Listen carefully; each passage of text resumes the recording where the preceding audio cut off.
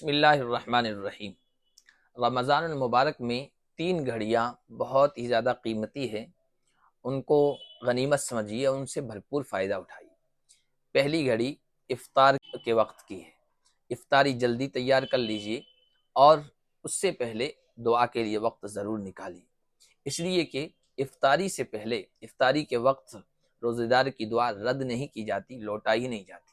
لہذا خاص طور پر اس وقت اپنے لیے، اپنے عزیز اقارب رشتہ دار کے لیے، مرحومین کے لیے، پوری ملت اسلامیہ کے لیے دعا کا اہتمام کیجیے۔ دوسری جو گھڑی ہے قیمتی، وہ ہے رات کا آخری پہر، یعنی سحری کا جو ٹائم ہوتا ہے، وہ سحری کے ٹائم وبالاسحار هم یستغفرون، اس وقت اللہ تبارک و تعالیٰ کی رحمت بندوں کی طرف متوجہ ہوتی ہے۔ اللہ اعلان فرماتے ہیں، ہے کوئی درخواست کرنے والا کہ میں اس کی درخواست قبول کروں، ہے کوئی استغفار کرنے والا کہ میں اس کی مغفرت و بخشش کا اعلان کروں۔ اس لیے اس وقت کو دعا میں اور استغفار میں صرف کیجیے، اللہ تبارک و تعالیٰ کی طرف سے مغفرت کے فیصلے ہوں گے۔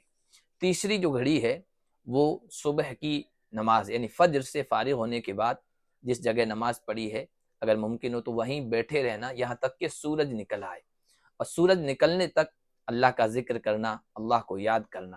یہ 3 گھڑیاں بہت ہی زیادہ قیمتی ہیں۔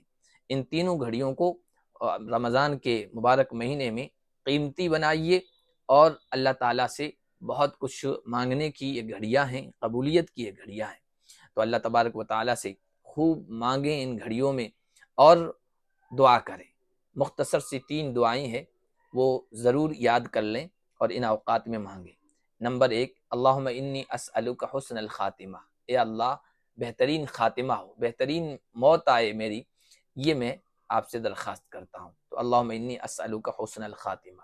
دوسرا، اللہم ارزقنی توبۃ نصوحا قبل الموت، اے اللہ موت سے پہلے پہلے خالص توبہ کی، توبہ نصوح کی مجھے توفیق عطا فرما۔ اور تیسری جو دعا ہے وہ یہ مانگنے کی ہے کہ یا رحمان یا رحیم یا مقلب القلوب ثبت قلبی علی دینک، اے رحمان اے رحیم، اے دلوں کو پھیرنے والے، میرے دل کو تیری اطاعت، تیرے دین، تیری فرما برداری پر جما دے۔